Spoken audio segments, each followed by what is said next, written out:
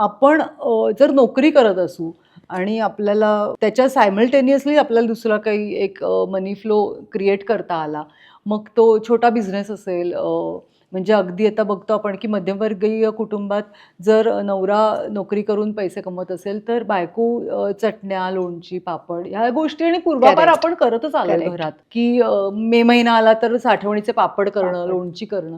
तर for example सांगितलं मी, तर असे काहीतरी साईड बिझनेसेस सुरू करून एक बेसिक अमाऊंट, की मेन फ्लो मधले पैसे आले नाहीत तर आपल्याला जे छोटी अमाऊंट आहे त्याच्यात आपण सर्व्हाइव्ह करू शकू. करेक्ट. तर हा विचार कुठेतरी केलाच पाहिजे.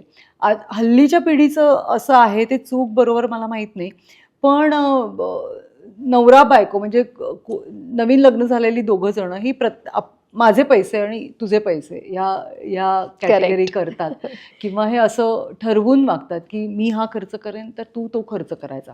ते वाईट आहे असं नाही, पण मला असं वाटतं की ते जर एकत्र आले आणि पैसा हा आपला आहे असं म्हणून जर आपण तो खर्च केला तर आपल्याला सपोर्ट मिळतो एकमेकांचा.